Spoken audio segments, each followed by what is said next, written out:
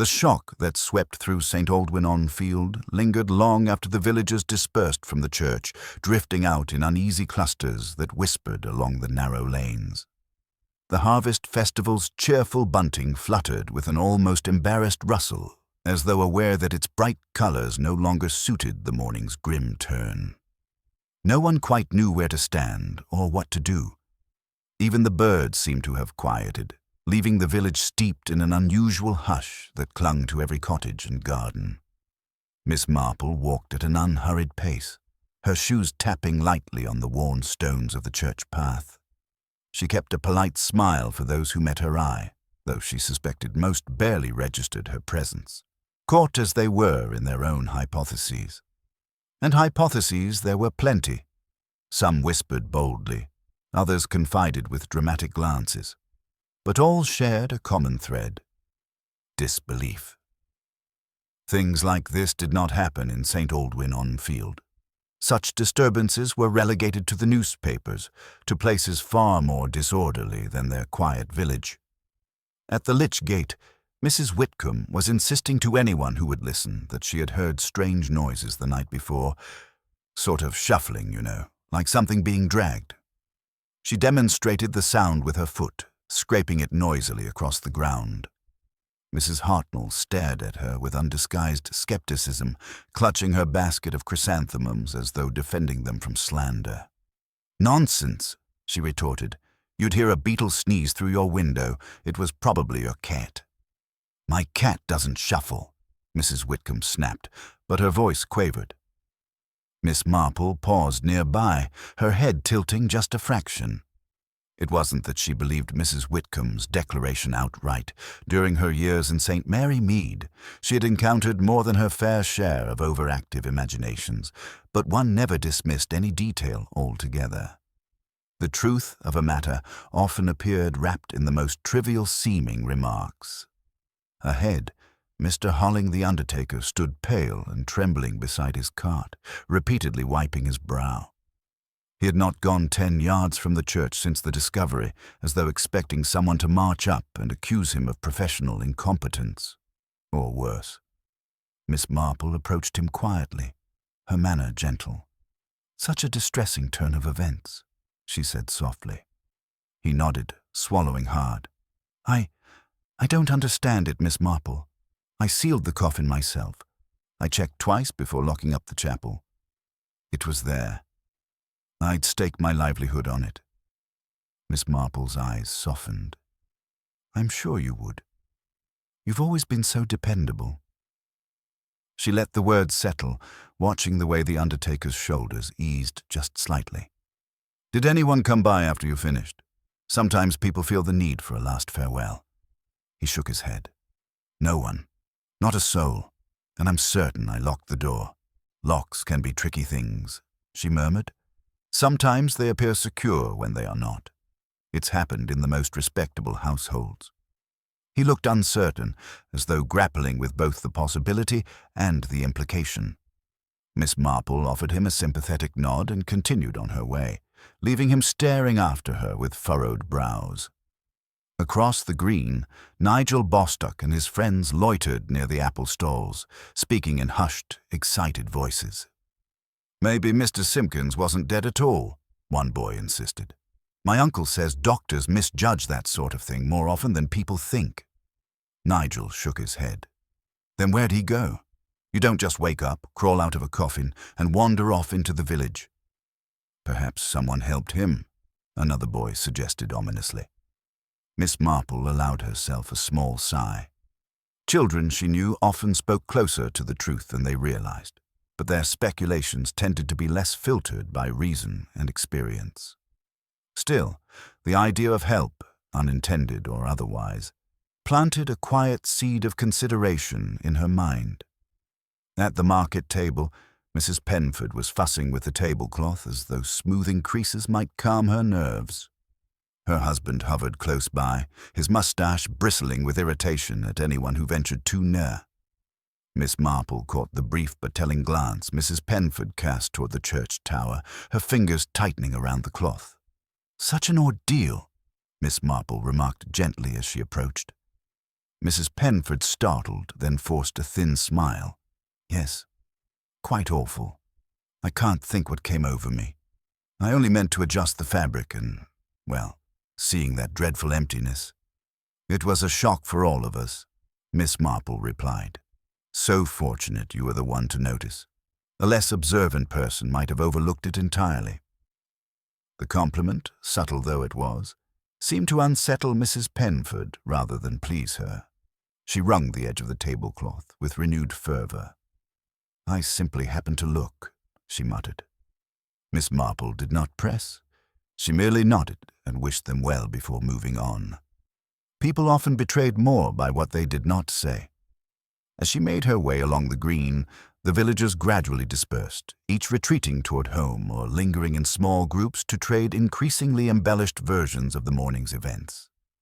The harvest festival continued in a muted, halting fashion, the judges half-heartedly assessing vegetables, children abandoning games at the slightest mention of ghosts or missing bodies. But the spirit had drained from the celebration. Miss Marple paused near the rose trellis where she had sat earlier, casting one last glance toward the church.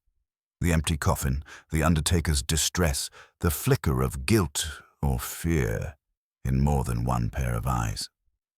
These were not the ingredients of a simple misunderstanding. No, there was something decidedly off-kilter beneath the surface of St. Aldwyn-on-Field today, something quietly wrong. Human nature rarely changed, she reminded herself. People lied when frightened, hid things when ashamed, lashed out when cornered. And somewhere among these good, earnest villagers lay the first small clue. Something easily missed, like a loose thread waiting to unravel. She folded her hands calmly, her gaze sharpening just a fraction. Already she felt the faintest tug. Miss Marple did not return immediately to her lodgings. The disturbance at the church left too many threads trailing, faint but unmistakable, and she had long ago learned that the earliest impressions often proved the most valuable. The village green, though still dotted with festival displays, felt curiously hollow now, as if the missing body had taken with it the ease and comfort that normally wrapped St. Aldwyn-on-Field like a shore. People walked briskly, speaking in clipped tones, their glances darting toward the church with an unease they tried and failed to conceal. Near the trellis, she paused to watch Reverend Prowse conferring anxiously with two church wardens. Their hushed voices carried only snatches of troubled phrases. Locked chapel, no explanation, authorities must be informed. And their faces were drawn with worry. The Reverend's hands fluttered helplessly as he spoke, as though hoping the right gesture might conjure a solution. Miss Marple observed the trio for a moment, noting how neither warden seemed quite able to meet the Reverend's gaze. That alone struck her as interesting, though she gave no indication of having noticed. She turned toward the small path leading between the hedgerows at the edge of the green. The breeze rustled through them as she walked, the scent of crushed grass rising with each slow step. It was a path she had taken earlier that morning on her way to the festival, though then the village had seemed cheerful and secure, its secrets tucked politely behind lace curtains. Now, those same curtains seemed to tremble with eyes watching from behind them. Ahead, she spotted a familiar figure, young Lily Tremaine, the maid from the Penfords' household, hurrying along with her apron bundled in her hands. Her face was blotchy, eyes red-rimmed. When she noticed Miss Marple, she froze, as though caught in some mischief. "My dear," Miss Marple said softly, "you look quite distressed. Are you all right?" Lily swallowed hard. "Oh, Miss Marple, I didn't see you there. I'm just on my way home. Mrs. Penford said I might leave early." "How thoughtful of her," Miss Marple murmured. "These events can be quite overwhelming." Lily's gaze flickered toward the church spire, then away again. "I don't like dead things," she whispered, then seemed to regret having spoken so plainly. "I mean, I don't like funerals, is all. That's understandable. But Mr. Simpkins was a kindly old soul. I shouldn't think he'd trouble anyone, even in death." Lily twisted her apron more tightly. "He wasn't always kind," she said before she could stop herself, her eyes widening as the words escaped. Miss Marple did not press. She simply inclined her head as though Lily had said nothing out of the ordinary. A great many people grow gentler with age. One must account for the past when remembering them. Lily blinked, surprised, and perhaps a little relieved. With a stammered excuse, she hurried off, disappearing down the lane toward the cottages. Miss Marple watched her go, thoughtful. Such outbursts from servants were rarely without cause, and Lily's sudden fears, coupled with her earlier mention of someone not being dead at all, formed a curious pairing. When Miss Marple reached the far end of the path, she found Mr. Redmain leaning with casual elegance against a low stone wall overlooking the fields. He straightened at her approach, offering a polite, enigmatic smile. Though he had been in the village only a few months, his presence had already inspired a wealth of gossip. Everything from speculation about his fortune to whispered theories about his reasons for seeking solitude. His clothes were immaculate, his manners courteous, but there was something guarded in his eyes, a faint sharpness that belied his pleasant demeanor. "Miss Marple," he said smoothly. "Quite the commotion this morning." "Indeed," she replied. "These small villages are unused to such mysteries." He nodded, his gaze returning to the church tower. "I imagine the authorities will be summoned. An empty coffin is rather hard to explain away." "Yes, and yet explanations do exist," Miss Marple said gently. "They always do. The difficulty lies in recognizing them." He chuckled softly, though without genuine mirth. "I suppose you've seen a great many such peculiar incidents in your time." "Oh, a fair number. Human nature being what it is, one encounters certain repetitions." Mr. Redmain's eyes flicked briefly toward the church, then back to her. "Do you believe this is something ordinary, then? Nothing supernatural?" "My dear Mr. Redmain," she said with a faint smile, "if there is one thing I've learned, it is that the supernatural is most often a disguise used by very natural human motives." He looked at her with new interest, as though reassessing a piece of furniture he had previously thought quite harmless. "You're a remarkable observer, Miss Marple." "Oh, merely attentive," she said modestly, though his tone had not escaped her. He was measuring her, not idly chatting. People rarely measured others without reason. She left him then, continuing along the path that circled back toward the green. As she neared the church once more, she heard the clipped, authoritative voice of Inspector Lennox, freshly arrived from the neighboring town. A tall, broad-shouldered man with a stern jaw, he exuded confidence, but Miss Marple recognized the flicker of unease beneath it. He was already questioning Mr. Halling, who wrung his hands as he tried to explain the inexplicable disappearance. "Locked, you say?" the inspector barked. "And yet the body's gone. Someone had a key or forced the door." "No sign of forcing," Mr. Halling insisted. "And I'm the only one with a key, except the Reverend, of course." Inspector Lennox's head snapped toward Reverend Prowse, who paled visibly. Miss Marple watched from a distance, absorbing the subtle shifts, the Reverend's trembling hand, the warden's pointed avoidance, Mrs. Penford's rigid posture as she hovered near the festival tables. Even the breeze seemed to carry hints of tension, rustling the bunting with a nervous flutter. A pattern was forming, faint, delicate, but unmistakable.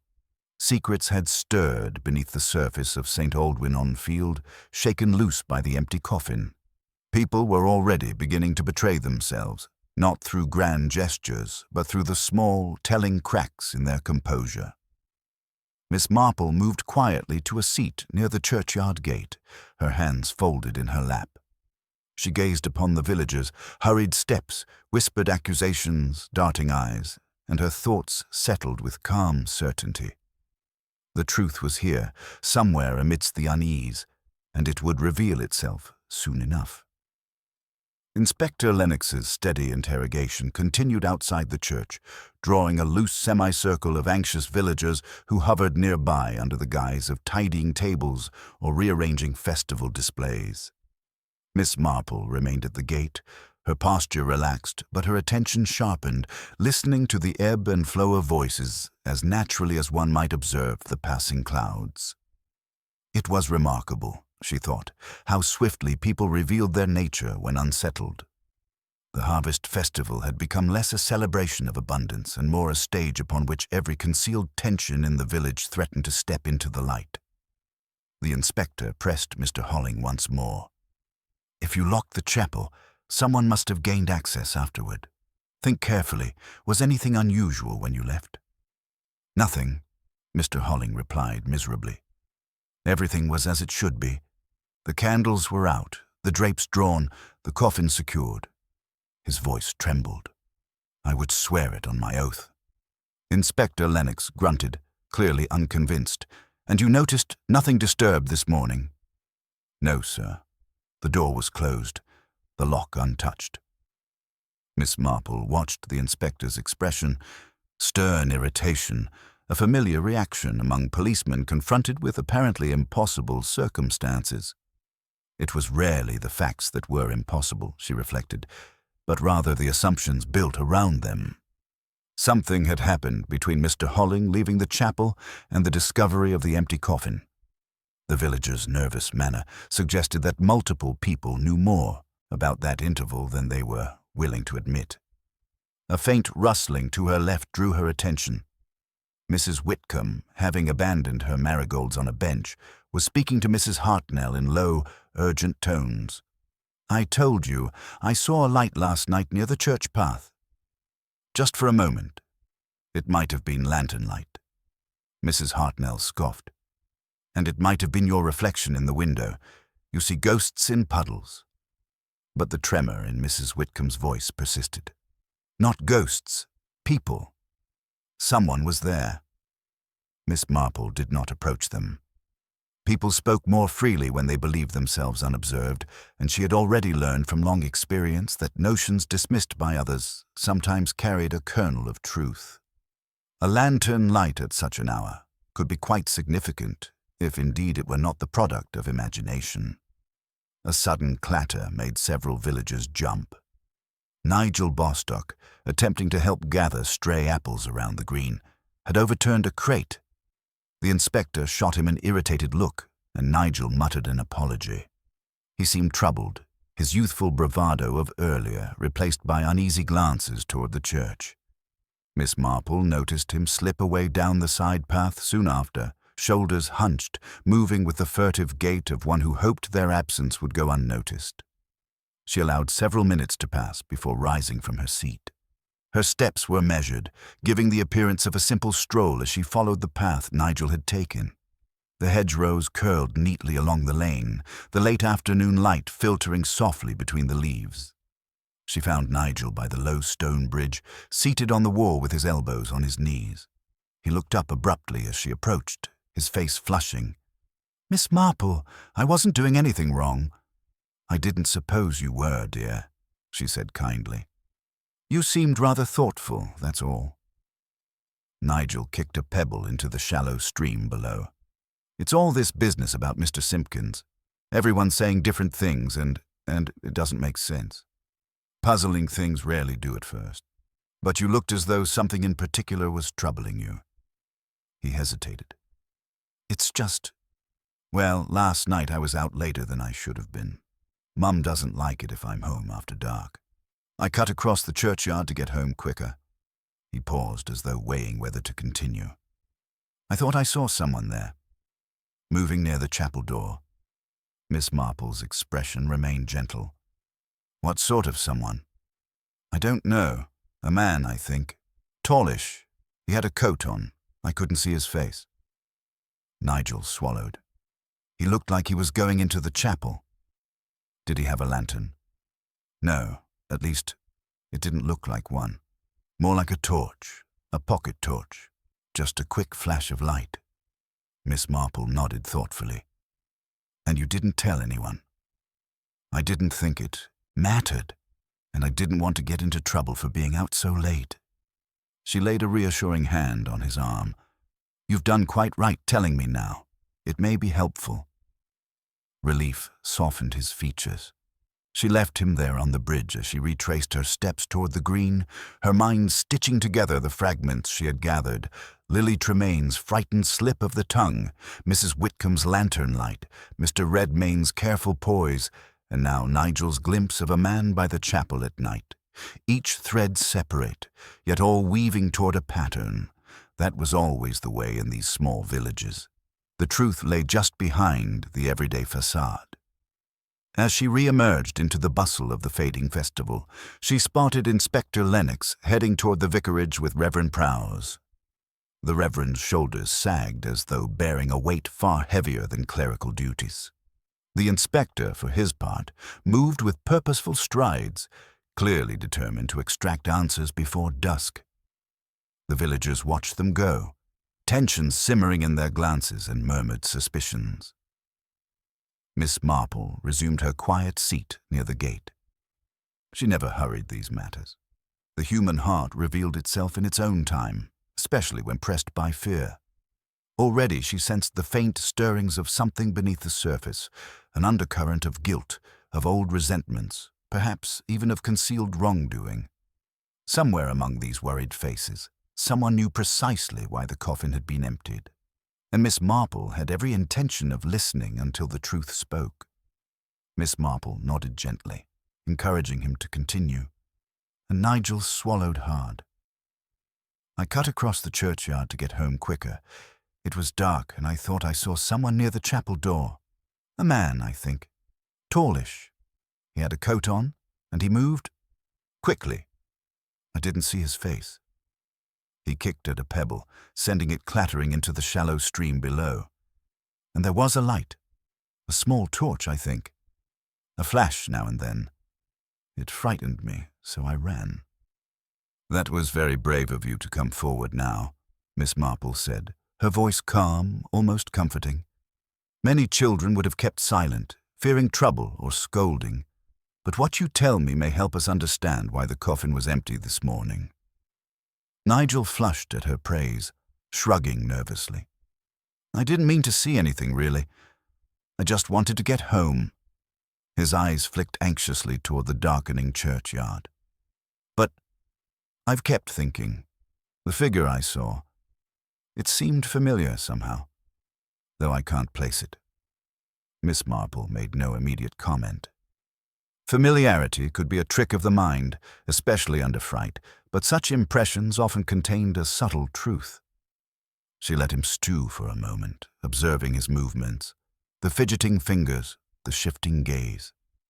Small signs, easily overlooked, yet telling. "Do you remember anything else about him?" she asked softly. "Any peculiarities in his manner or what he carried?" Nigel paused. "Not really, just the torch and the coat. It flapped in the wind and... Oh, he seemed to hesitate near the window. I think he looked inside." He shivered. "I didn't stay to see more." "Very well," Miss Marple said. "That is enough for now.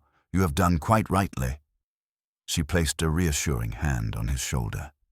"Now run along home. You've had a long day." Nigel nodded, grateful for the gentle dismissal, and scurried off down the lane, leaving Miss Marple to her own reflections. Turning back toward the green, Miss Marple's mind was quietly alert, assembling fragments into a picture that remained incomplete but suggested direction. Lily Tremaine's earlier slip about Mr. Simpkin's temper, Mrs. Whitcomb's report of lantern light, and now Nigel's description of a nocturnal visitor formed threads of potential significance. All pointed to the possibility that the coffin had not been emptied carelessly or by accident, but rather through deliberate intervention. The festival continued in halting form. Reverend Prowse attempted to resume the proceedings, but his voice lacked the usual confident tone. He read a few lines of the harvest hymn, then paused to clear his throat, the congregation responding with uneven murmurs. Children played less boisterously, and even Mrs. Penford's table displays were arranged with an almost obsessive attention, as if perfect order might ward off further disturbances. Miss Marple observed all, noting each minor tremor of anxiety that betrayed more than the spoken words. Inspector Lennox, meanwhile, had returned from questioning the vicarage, his brow knit tightly. He conferred briefly with Mr. Holling again, who shook his head repeatedly, emphasizing the impossibility of his coffin having been tampered with. Lennox's attention then shifted to Mr. Redmayne, who, as always, stood with his hands clasped behind him, an expression of polite curiosity masking any thoughts he might have. Miss Marple noted the subtle tension in Redmayne's jaw and the precise angle of his posture, both suggesting an awareness of scrutiny without inviting it. It was a performance of calm, and she had seen many such performances before. As evening shadows lengthened, she strolled slowly along the church path once more, returning to the trellis where she had sat earlier. The scent of crushed leaves and late roses mingled with the cool damp of the creeping dusk. Quiet, reflective moments such as this often revealed as much as hours of questioning. The village's collective fear and confusion created cracks through which truth might peek, and she intended to watch patiently for any such glimmer. Her musings were interrupted by the soft patter of footsteps behind her. Turning slightly, she saw Mrs. Hartnell approaching, her hands clasped as if in nervous prayer. "Miss Marple," she began, voice low. I can't stop thinking about it. The coffin, I mean. Something about it. It doesn't feel right. I've lived here all my life, and I've never felt anything like it. It's unsettling, and—" She trailed off, glancing around to ensure no one was listening. "And I saw something last night. I didn't tell anyone. I didn't think it mattered, but there was a light near the chapel. Not a lantern, I think. And I thought I heard voices." Miss Marple's expression remained gentle, though her mind raced. 2 separate villagers had now mentioned lights near the chapel during the night. She allowed a small pause to let the statement sink, watching Mrs. Hartnell's hands ring nervously. "You did quite right to tell me," she said. "Such details, seemingly minor, may hold the key to understanding what has occurred." Mrs. Hartnell nodded, relief mingling with lingering fear, and hurried away, leaving Miss Marple alone once more among the deepening shadows. She allowed herself a few minutes to walk along the stone path, considering the implications. The repetition of night sightings, the apparent stealth of the visitor, and the precise timing of the coffin's disappearance all suggested knowledge and intent. Someone had acted deliberately, yet without leaving obvious evidence. An unusual combination in a village as small and observant as St. Aldwin-on-Field. By the time she returned to her vantage near the gate, the sun had set behind the fields, casting long, cold shadows across the festival grounds. The villagers had largely departed, though small groups lingered, speaking in quiet tones and casting anxious glances toward the church. Inspector Lennox remained, conferring with Reverend Prowse and the wardens, the trio's posture betraying both frustration and worry. Miss Marple seated herself once more, her gaze sweeping the remaining faces, cataloguing subtle changes in expression, posture, and hesitation. Each detail was a thread, and she had begun to see the first faint weaving of a pattern. There was a story hidden among these people, a story of secrecy, fear, and possibly guilt. She would wait, and she would watch. The truth, she was certain, was already here, lying quietly just beneath the surface of the ordinary village life, and she would find it. Miss Marple had spent the early evening quietly observing the villagers who remained near the churchyard, noting their gestures, glances, and nervous murmurs.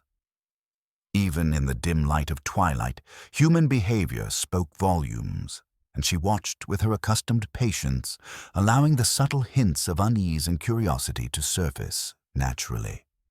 The festival had largely wound down, the laughter and chatter now replaced by murmured conversations and occasional exclamations of unease whenever someone recalled the empty coffin. It was precisely in these small gatherings where people let down their guard slightly that Miss Marple had often found the first real clues in her many years of quiet investigation. Inspector Lennox had returned to the vicarage with Reverend Prowse, leaving Mr. Holling and the 2 church wardens to guard the premises. The undertaker still looked pale and shaken, as though the impossible events of the morning had left him entirely unmoored. Miss Marple noted the undertaker's anxious fidgeting, his frequent glances toward the chapel door, and the subtle way he flinched at distant noises. A straightforward mind might dismiss these as simple fear, but Miss Marple had learned that fear could be an instrument revealing more than guilt ever could. From her vantage, she observed Mr. Redmayne standing at the edge of the green, his posture erect and deliberate, his hands clasped behind him. There was a controlled tension in his shoulders, and his expression remained composed, but there was a watchful quality in his eyes as they flicked toward the church and then toward various villages. It was a subtle, almost imperceptible vigilance, the kind of awareness cultivated by someone accustomed to maintaining appearances while knowing far more than they let on. Miss Marple took careful note. The man had purpose in his actions, though she was yet uncertain what that purpose might be. Nearby, Mrs. Whitcomb continued her quiet agitation. She shifted from foot to foot, wringing her hands and occasionally glancing nervously toward the chapel. Miss Marple considered the old woman's claim of seeing lantern light the previous night, and while superstition often distorted such observations, repetition lent weight to them. Now, paired with Nigel Bostock's report of a man moving near the chapel at night, a pattern began to emerge. It was not a coincidence. Multiple independent observations hinted at activity in the churchyard after dark. And someone, Miss Marple thought, had taken advantage of the villagers' trust and complacency to perform an act both audacious and deliberate. She rose and moved slowly toward the small group of lingering villagers, her gait unhurried, her expression as neutral as ever. People tended to reveal their secrets without realizing it when they were confronted with a composed and attentive presence. Mrs. Hartnell, noticing Miss Marple, hastily straightened her posture, clutching her basket as if it were a talisman against embarrassment. Mrs. Penford's husband hovered close, muttering under his breath about propriety, while Mrs. Penford herself adjusted the tablecloth with trembling hands, eyes darting nervously toward the church path. Miss Marple addressed Mrs. Penford gently, her voice calm and disarming. It must have been quite a shock to discover the coffin empty. Were you aware of any reason why someone might have wanted to disturb it? Mrs. Penford started, glancing at her husband, then at Miss Marple. I can't imagine. It seems wrong, so very wrong. Mr. Simpkins was a quiet man, always unobtrusive. Who would do such a thing? Miss Marple allowed the silence to stretch, observing the subtle tightening of her fingers on the cloth, the brief flicker of eyes toward the church. Sometimes, she said softly, people act not from malice, but from fear, or from concern for something they believe must be preserved. It is rarely as simple as it appears. The words seemed to settle over Mrs. Penford, though uneasily. Miss Marple turned her attention to the remaining villagers.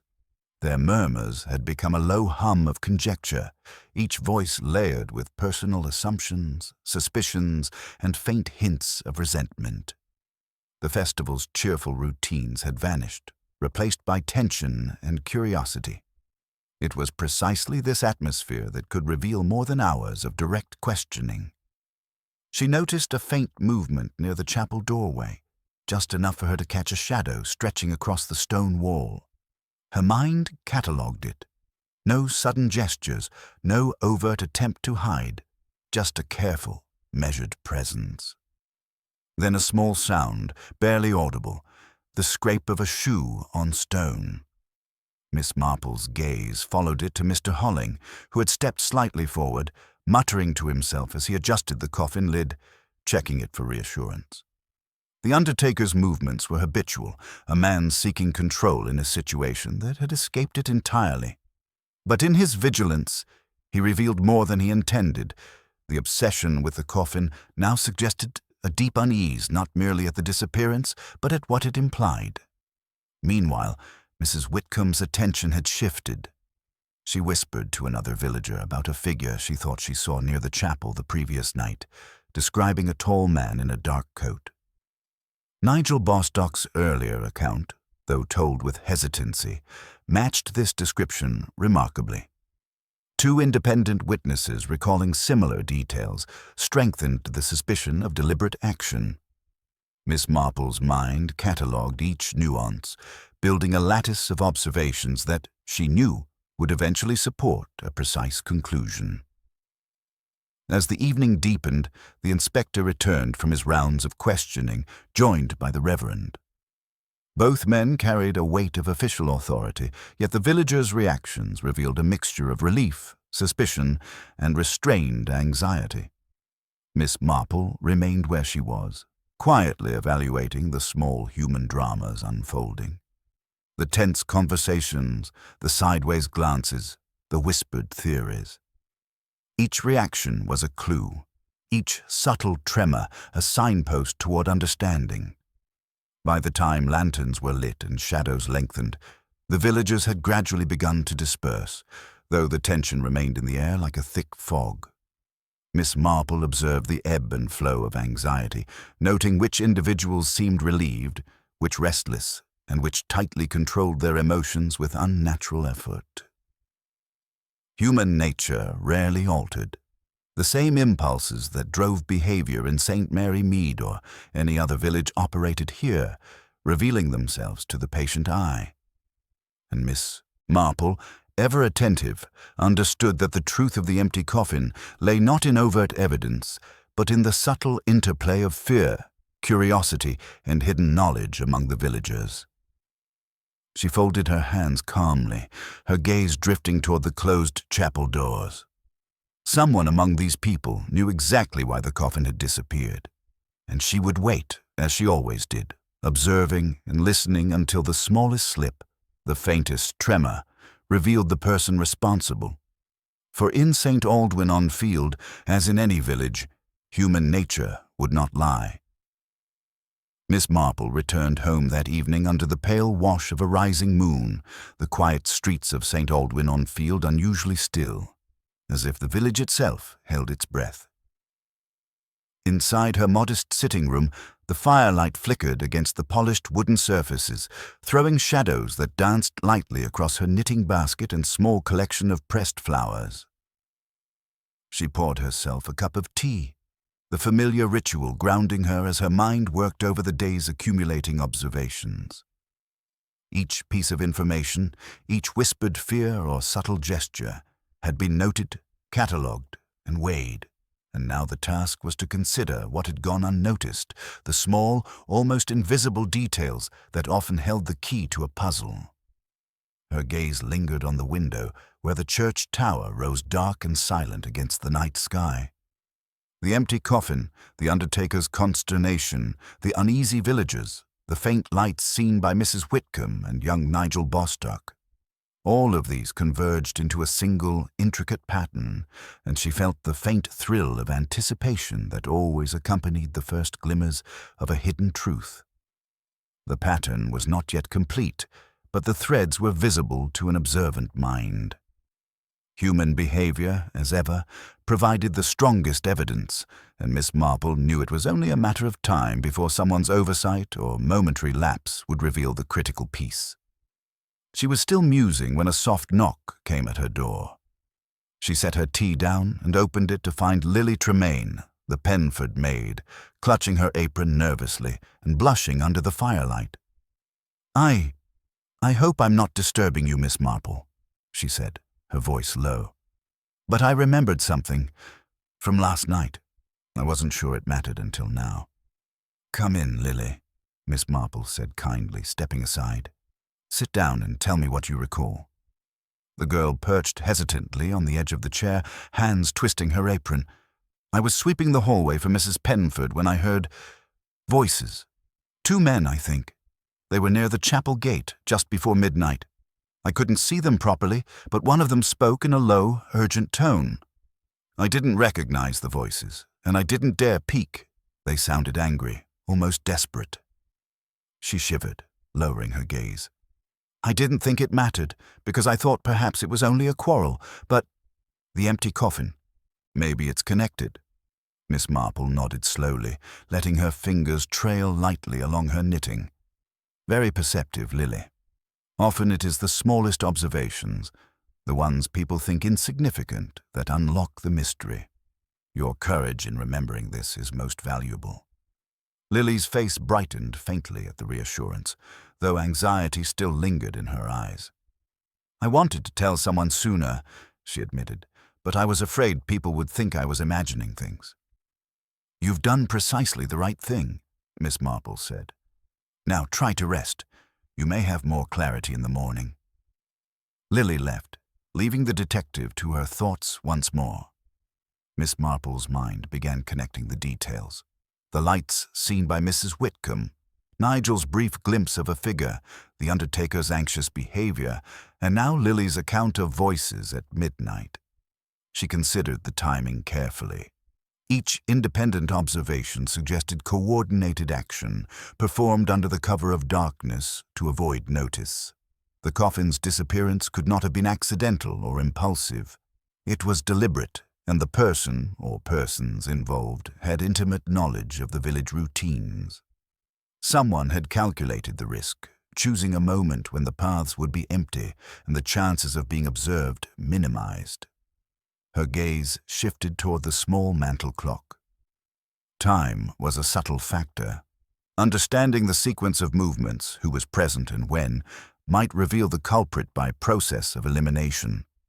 The repeated sightings of light were not random. They indicated someone was actively engaged in an operation, a quiet, precise intervention. The church path, the lich gate, even the movement of lanterns could all be traced in the behavior of those who had seen them. Miss Marple's thoughts turned inward, reviewing each witness's temperament and likely motivations. Fear, curiosity, protectiveness, even guilt, all were telling. The human mind, she reflected, betrayed itself far more readily than any lock or barrier. The next morning, she rose early and made her way back to the churchyard. The villagers were already stirring, but the place retained an uneasy hush, a contrast to the usual bustle of the festival preparations. She walked slowly along the lane, observing the subtle signs of movement. Footprints in soft earth, slightly disturbed grass near the chapel entrance, a faint smudge on the stone steps that might have been overlooked by hurried eyes. Each minor anomaly was catalogued, a potential key, though she remained careful not to appear intrusive. Villagers, when aware of being watched, often concealed information. The challenge lay in seeing what they revealed unwittingly. As she approached the church, she noticed Mr. Redmayne arriving from the opposite direction, walking deliberately, hands behind his back. His expression was calm, almost neutral, but Miss Marple's practiced eye detected the slightest stiffness in his gait, a subtle rigidity suggesting that he too was processing the night's events with careful attention. She made a mental note. The man's interest was keen, measured, and deliberate. In a village such as this, such traits often indicated awareness beyond what one admitted aloud. Then, near the lich gate, she observed something that made her pause. A small scrap of paper, partly hidden beneath the hedge, its corner caught on a thorn. She picked it up gingerly. It was a fragment of a letter, written in a tidy hand, the edges torn unevenly. Only a few words were legible. Cannot risk being discovered, and midnight must be observed. The message, though incomplete, confirmed her growing suspicion that the empty coffin had been the result of deliberate planning, not chance. Someone had orchestrated it, and this note, small and easily overlooked, was a tangible trace left behind, likely accidentally, by the person responsible. Miss Marple held the paper carefully, turning it over in her fingers. A hidden clue had emerged, subtle yet decisive. As she examined it, she noted the neat handwriting, the choice of words, the urgency conveyed in such few lines. It revealed intention, knowledge, and secrecy, the hallmark of a plan executed by someone intimately familiar with both the chapel and the villagers' routines. The puzzle was beginning to take shape. She folded the scrap and tucked it into her pocket, her mind already formulating questions, sequences, and possibilities. The threads were gathering into a coherent tapestry: coordinated nocturnal activity, careful observation of the village's habits, and the quiet manipulation of fear and attention. Somewhere among the villagers, someone had left more than just this note. They had left behavioral traces, slips of speech and reactions to observation that, if watched carefully, would reveal the truth. Miss Marple paused, eyes sweeping the churchyard, the village, and the darkening fields beyond. The first real clue had surfaced, small and fragile though it was, and she knew that following it patiently would lead to the heart of the mystery. Someone had acted under the cover of night.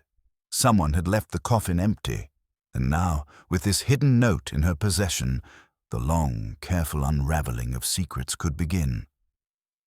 The game, Miss Marple reflected, was quietly underway, and the solution lay in human nature, as it always did. Miss Marple returned to the village green in the morning, noting the tentative energy among the villagers. The festival had resumed in a muted form. Tables were being rearranged with careful attention. Children ran about under watchful eyes, and conversations were hushed, punctuated by glances toward the chapel as though the shadows themselves might conceal some lingering threat. Even in daylight, the mystery of the empty coffin lingered like a weight, a subtle, unspoken tension threaded through every casual interaction. Miss Marple moved slowly, deliberately, observing the minutiae of behavior, flickering glances, the tremor in a hand when set down, the ever-so-slight adjustment of a hat or sleeve. Each sign, no matter how minor, added a stitch to the fabric of understanding she was quietly weaving. Near the church path, she saw Mrs. Whitcomb speaking with Mrs. Hartnell again, this time with an intensity that suggested their earlier conversation had deepened, though they lowered their voices as Miss Marple approached. "I'm certain I saw him last night," Mrs. Whitcomb insisted, her hands clutched tightly at her apron. "Tall, moving near the chapel window. I could have sworn—" Her voice faltered, the certainty in her tone challenged by lingering fear. Mrs. Hartnell nodded gravely, whispering something that made Miss Marple's ears perk up. Mention of a coat, a torch, and then, curiously, a name she had not expected to hear. Miss Marple paused, allowing them to continue unobserved. The choice of words, the hesitation before the name, and the way the two women avoided eye contact with the street beyond suggested a delicate concealment. She did not intervene yet. Often, people revealed what they feared might be concealed simply through the act of speaking with another, especially when they believed no authority figure was present. A few yards away, Mr. Redmayne was walking slowly, glancing at the chapel door and then at the villagers, his movements measured, almost deliberate. Miss Marple observed him without interruption. He was careful to remain unobtrusive, yet every calculated step, every slight hesitation when acknowledging another person's gaze, hinted at awareness far beyond casual curiosity. This was the same precise vigilance she had noted the previous evening, and it now appeared to her as a deliberate effort to assess the reactions of others without revealing his own intentions. As the morning sun climbed, Miss Marple's attention shifted to Mr. Holling, who was fussing over the chapel doorway, checking the lock and the placement of the remaining flowers on the windowsill. His anxiety was no longer simple shock. It had become a meticulous obsession. Every motion he made betrayed a subtle need for control, and his nervous glances toward the congregation of villagers indicated awareness that someone might be observing him, someone more perceptive than the others who might notice inconsistencies or hesitations in behavior. From the corner of her eye, she saw Lily Tremaine slip quietly along the lane, carrying a bundle of cleaning cloths. Miss Marple followed at a measured distance, noticing the furtive way Lily glanced behind her, as if ensuring no one observed her path. The maid's earlier account of voices in the churchyard suggested that she might have more knowledge than she had yet revealed.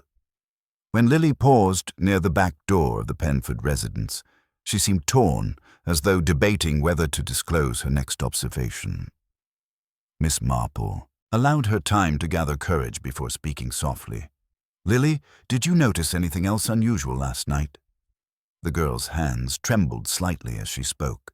I saw a shadow move across the window of the vestry.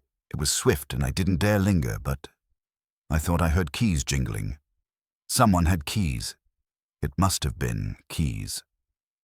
Her words were careful, almost rehearsed, yet the underlying truth in her voice was undeniable. Miss Marple nodded encouragingly, knowing that fear often required delicate handling before it could become a useful revelation. Meanwhile, the inspector had returned from questioning villagers along the periphery of the green. His approach was methodical, questioning in short, precise bursts. He spoke with a tone that demanded straightforward answers, yet he missed the subtleties, Miss Marple observed, the fleeting gestures, the unguarded expressions, the brief pauses that suggested hidden knowledge. The contrast between his blunt method and her nuanced observation reinforced the silent advantage she held. By mid-morning, a pattern began to emerge.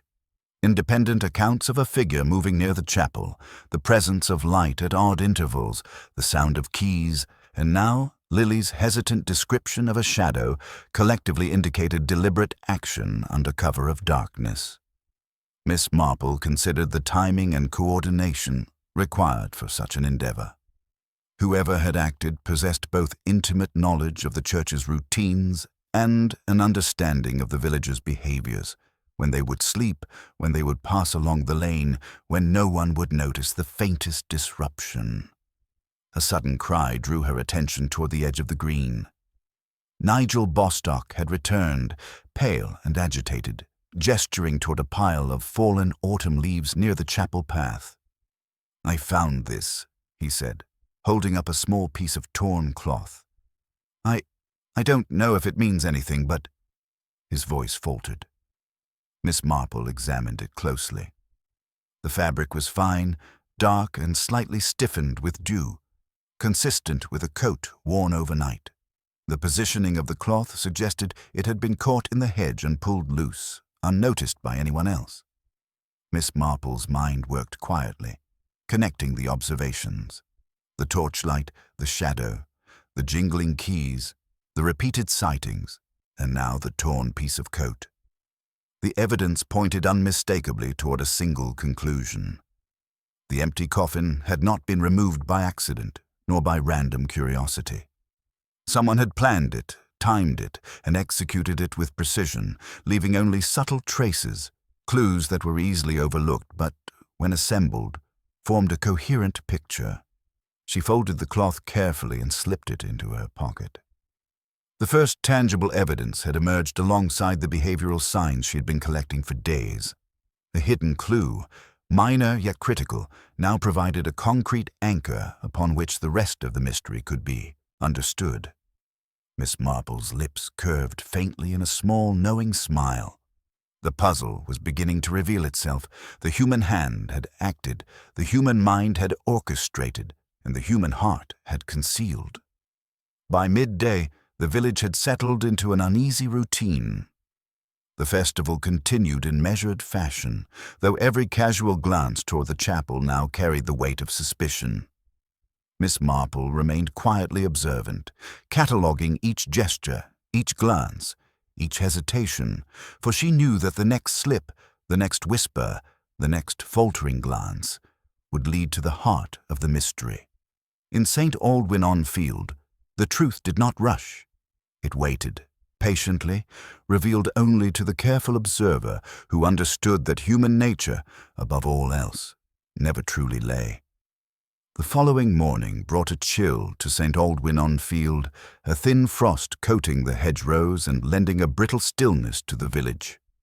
Miss Marple strolled along the church path with careful, measured steps, noting the subtle disturbances in the ground and the faint impressions in the soft soil.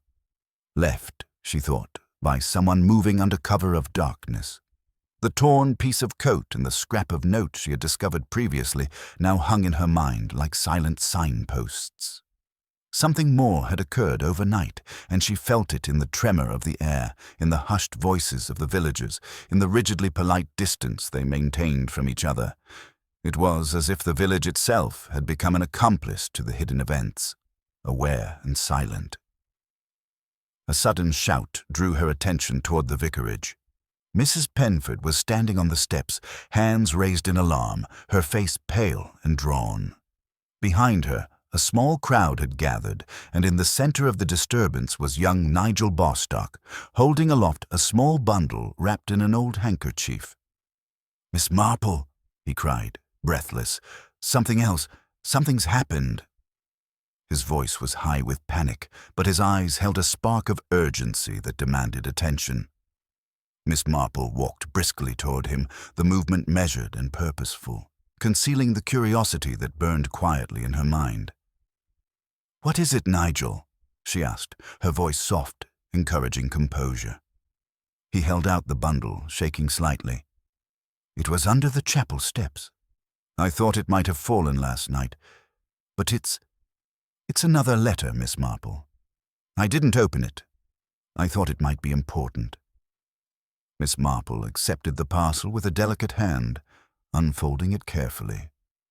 The paper was thin, the handwriting tidy, deliberate, and the words carried an urgency and tension that leapt off the page even before she read them aloud. "I cannot risk discovery. Tonight everything must be arranged. Do not trust appearances. Timing is crucial. H." She paused, reading the words again, noting the deliberate phrasing and the emphasis on secrecy. Her mind moved swiftly, cataloguing each nuance. This was no mere coincidence. The author of these notes, H, was engaged in a calculated, ongoing operation. The empty coffin, the nocturnal activity, the fragment of coat, and now this second letter, all pointed to a single, deliberate scheme. Inspector Lennox arrived just as Miss Marple finished reading, his expression a mixture of impatience and frustration. "What is this?" he demanded, seizing the note. Miss Marple, keeping her own expression composed, handed it over without commentary. The inspector scanned it quickly, frowned, and muttered, "This complicates matters. We were close to closing the case on Mr. Holling's negligence, and now this. Another clue suggests planning, intent." "Yes, indeed," Miss Marple said, her tone light, almost conversational. "It seems the village is less ordinary than we imagined. One wonders what motivates such careful secrecy. Fear, pride, perhaps greed. Humans are endlessly inventive in concealing motives when they consider themselves clever." The inspector's eyes narrowed. "And you suggest we follow this? Observe behavior rather than rely solely on forensics?" "Precisely," she replied, gently smiling. Human nature, when watched with attention, leaves footprints invisible to the less observant. Meanwhile, villagers were beginning to congregate again near the churchyard, murmuring anxiously, the rumor of the note spreading swiftly. Faces that had been carefully composed now betrayed curiosity, fear, and the faintest tinge of suspicion. Miss Marple noted each expression, each subtle movement. Mr. Redmayne's lips pressed into a thin line, Mrs. Whitcomb wringing her hands, Mrs. Hartnell glancing repeatedly toward the path leading to the lich gate. Behavior, she reminded herself, was the truest evidence one could obtain. A movement caught her attention. Mr. Holling, attempting to tidy the church steps, froze as he noticed the letter in Miss Marple's hand. There was a fleeting tension in his shoulders, a rapid swallow, and then a forced calm. Such reactions were almost imperceptible, but the practiced observer, trained by years of experience, recognized them instantly. He had been involved more than he admitted, or at least knew more than he was willing to say. The day progressed slowly, the frost in the morning giving way to a weak sun. Villagers went about their tasks, though the previous day's energy was absent. Everything was now touched by caution, by a subtle awareness that secrets lay close to the surface, waiting to be uncovered. Miss Marple moved quietly among them, listening, observing, speaking gently when necessary, to draw out hesitation, uncertainty, or inadvertent revelations. By late afternoon, she had begun to assemble a coherent sequence. The letters, the coat fragment, the nocturnal sightings, and the sudden reappearance of a clue all indicated coordination and deliberation. Someone was acting with knowledge, patience, and awareness of human behavior, exploiting fear and assumption to conceal their movements. The individual responsible was not careless. They relied upon the very ordinary nature of the villagers to mask their actions, confident that routine and complacency would provide cover. As shadows lengthened, Miss Marple walked slowly back toward the chapel, the churchyard silent and foreboding. She paused to examine the ground once more, noting the faint impressions, the crushed leaves, and the subtle traces of movement unnoticed by casual observers. Each small observation was a step closer to understanding the orchestrated plan, and she felt the familiar thrill of anticipation that accompanied the discovery of a hidden pattern. Somewhere among the villagers, she thought, someone had engineered a delicate deception. The empty coffin, the nocturnal surveillance, the carefully placed notes, and the fragments left behind were all parts of a careful, deliberate design. And now, with the second letter discovered, the true nature of the plan, the motive and method, was beginning to reveal itself. Miss Marple's sharp mind catalogued the possibilities, aware that patience and subtle observation would soon bring the final pieces into place. The game was no longer merely observation. It was the threshold of revelation, and she intended to watch, listen, and wait for the moment when human nature would betray the architect of this elaborate deception. Miss Marple arrived at the churchyard early in the evening, when the light had softened to a dusky gold, casting long, lean shadows across the ground. The village had settled into a tense quiet, the usual chatter replaced by low, cautious murmurs as people completed their tasks under watchful eyes. The festival energy had long dissipated, leaving behind a lingering unease that settled over the church and the surrounding cottages like a thin fog. Miss Marple, however, was not distracted. She moved with measured steps, noting each subtle movement, each small gesture. Every fidget, every fleeting glance, every paused breath carried significance, and she catalogued it all with her customary patience. Her plan for the evening was simple but precise. The events of the previous days, Nigel's sighting, Lily Tremaine's account of voices, the torn coat fragment, and the second letter, had coalesced into a pattern that suggested deliberate orchestration. The architect of these events was calculating, careful, and fully aware that others were watching. Miss Marple intended to apply gentle pressure to create conditions in which the suspect would reveal more than was safe to conceal. Such methods required subtlety, patience, and timing, qualities she had honed over many years of observation and quiet intervention. The first person to arrive at the churchyard was Mr. Redmayne, his coat buttoned neatly and hands clasped behind his back. He paused near the edge of the path, glancing at the chapel door, then at the scattered villagers who had lingered despite the cooling air. His expression was controlled, almost serene, yet Miss Marple's practiced eye detected a faint tension along his jaw and the slight twitch of his fingers as they rested behind his back. He was aware, calculating, and attentive, the hallmarks of someone accustomed to maintaining appearances while managing hidden knowledge. Miss Marple approached slowly, keeping her tone light and unassuming. "A fine evening, Mr. Redmayne," she said, pausing near him without overt intrusion. One might almost imagine the events of the past days were but a troubling dream, were it not for the peculiarities that linger in everyone's eyes. Mr. Redmayne inclined his head politely, masking any reaction. "Indeed, Miss Marple, he replied, voice calm, though I cannot say the dream would be pleasant. Ah, she murmured, eyes flicking toward the chapel and then back at him. Sometimes a dream reveals more than waking hours. Do you not think? In dreams, people cannot conceal the truth they otherwise guard so carefully. His posture stiffened imperceptibly, and Miss Marple made a note of it. Timing, she thought, was everything. He had acknowledged her implication, and his reaction, though subtle, had betrayed the slightest disturbance. She continued, her voice gentle, conversational, as if musing aloud rather than pressing him directly. One wonders what leads a person to act in secrecy, to choose the darkness rather than the light. Fear, perhaps, or the wish to protect something precious. Or perhaps it is knowledge, the knowledge that a careful hand may shape events unnoticed.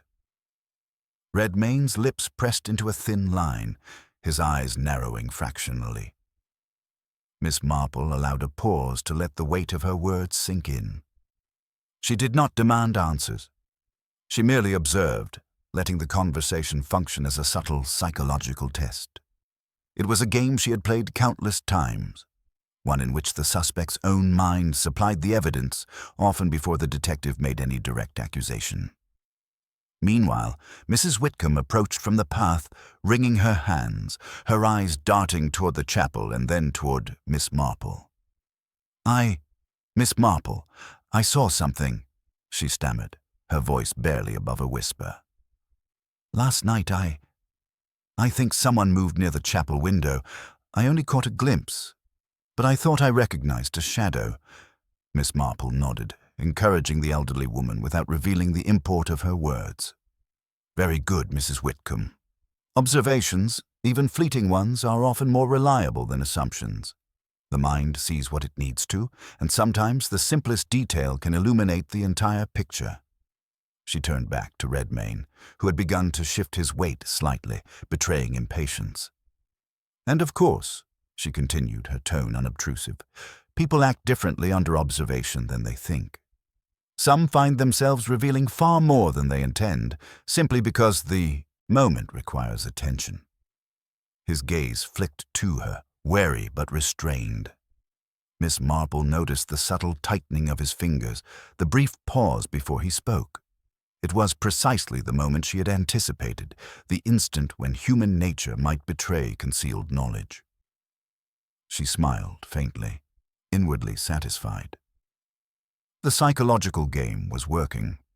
A sudden movement at the chapel door drew both their attention. Mr. Holling appeared, fussing with the lock as though compelled to confirm its security yet again. He avoided Miss Marple's gaze, muttering softly, and the tension in his shoulders betrayed unease. Here, too, was someone whose behavior hinted at knowledge withheld, someone who had participated or at least observed more than he admitted. The villagers continued to drift closer, whispers rising in volume, recounting sightings, lanterns, and shadows. Miss Marple catalogued each detail, each hesitant confession, each nervous glance, understanding that these small slips would collectively point toward the orchestrator of the empty coffin. As twilight deepened into dusk, she began to piece together the evening's emerging picture. The letters, the coat fragment, the nocturnal observations, and now the subtle reactions under her gentle psychological pressure. The suspect had been patient, careful, and deliberate. The orchestration had required intimate knowledge of village routines and human behavior. Miss Marple's mind traced the sequence of actions, imagining the careful, quiet hand moving in the night, observing and manipulating without leaving obvious evidence. The crucial moment would come when the person, confronted with the quiet persistence of observation, reacted instinctively. Human nature, she reflected, rarely maintained its composed facade indefinitely. Someone would slip, and that slip would reveal everything. She remained near the chapel path, eyes scanning each figure, noting every movement, every nervous glance, every subtle alteration of posture. Soon, she knew, the pattern would be complete. The person responsible would betray themselves not through words, but through behavior. The involuntary truth that no deception could entirely conceal. And when that moment arrived, Miss Marple would be ready to see it, to understand it, and to gently, decisively reveal it to all. The twilight had deepened into a rich indigo. The churchyard of St. Aldwyn-on-Field hushed under the weight of expectation. Miss Marple, standing near the lich gate, observed the villagers with quiet precision. Every glance, every posture, every whispered comment was catalogued in her mind. The intricate web of behavior she had patiently traced over the past days was nearly complete. She had seen the flickers of hesitation, the careful concealments, the faint betrayals of gesture that others dismissed as nervousness or fatigue. But she knew, she had always known, that human nature would not lie forever. Inspector Lennox had grown increasingly frustrated with the apparent lack of direct evidence. The undertaker, Mr. Holling, was wringing his hands near the chapel door, muttering about protocols, yet Miss Marple noted the subtleties of his behavior, the rapid, shallow breaths, the slight avoidance of certain villagers' gazes, the compulsive adjustment of his gloves. He was nervous, certainly, but the source of his discomfort did not lie in the act of negligence alone. Someone else had orchestrated the events, and Mr. Holling's visible unease suggested proximity to knowledge rather than culpability. Miss Marple approached Mr. Redmayne, who was standing slightly apart, his hands folded behind his back, expression composed, but eyes alert. "Mr. Redmayne," she said in her calm, unassuming manner, "it appears that the village has been a stage for a rather unusual drama these past nights, does it not?" He inclined his head politely. "Yes, Miss Marple," he replied, though the faint tension along his jaw betrayed the careful control he maintained. "A most perplexing situation indeed."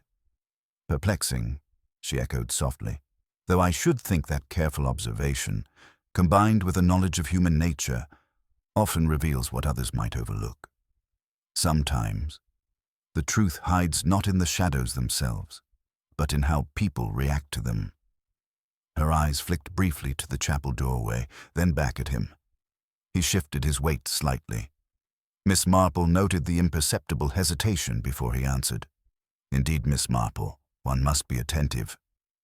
"That attentiveness," she murmured almost to herself, "can reveal much. Actions, words, the smallest deviations from routine. They are far more telling than the loudest declarations." She allowed a pause, her gaze lingering in a way that was casual, yet pointed. The inspector, growing restless, finally asked, "Miss Marple, do you have something to suggest, or is this merely speculation?" "Observation," she replied lightly, "not speculation. The pieces of the puzzle have been placed with such care that only the subtleties of human behavior could reveal the mind behind them. And now, at last, we come to the critical point."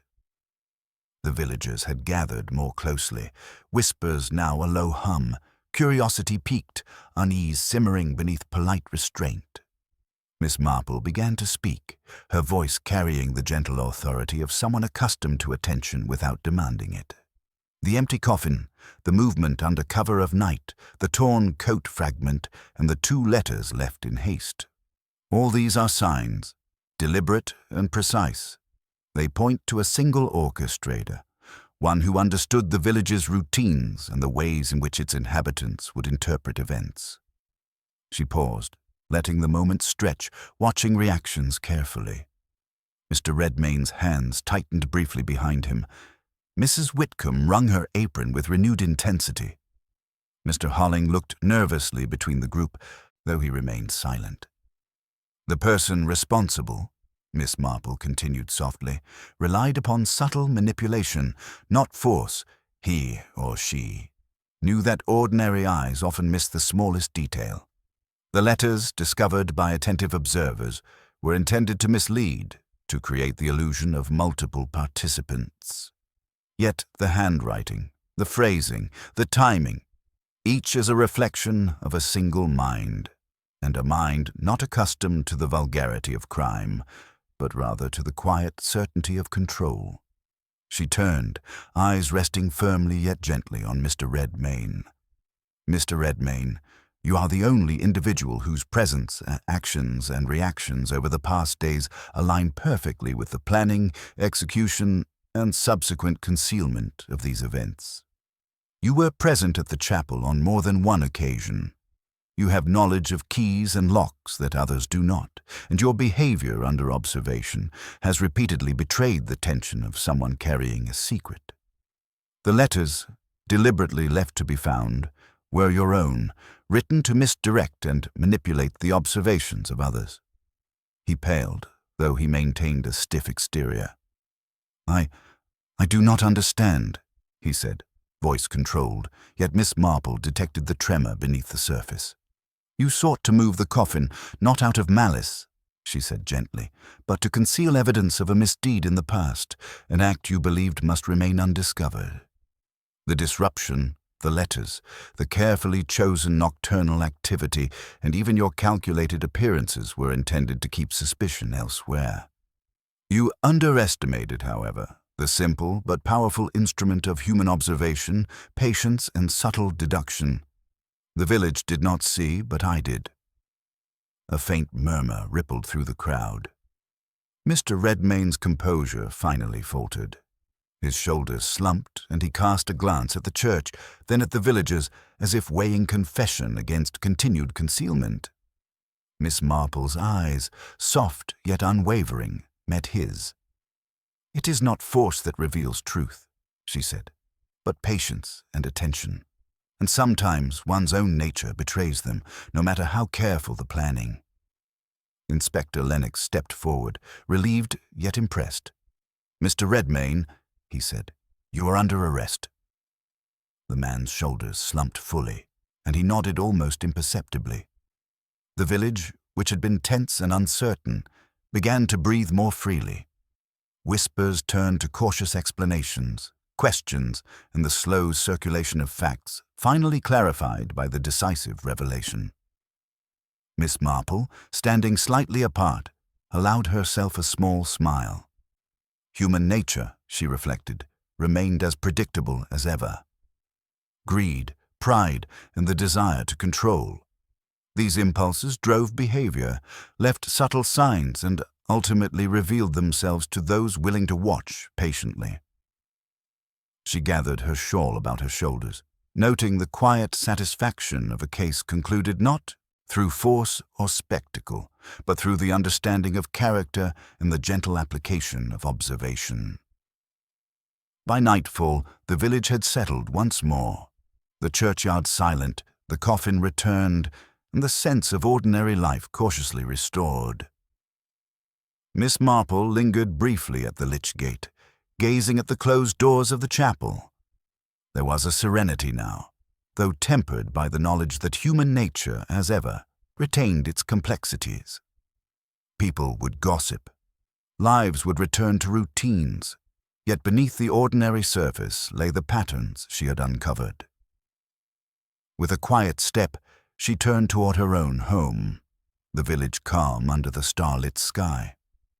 The game had ended, the puzzle complete, and the subtle, unerring hand of human observation had brought clarity where manipulation and secrecy had sought only confusion.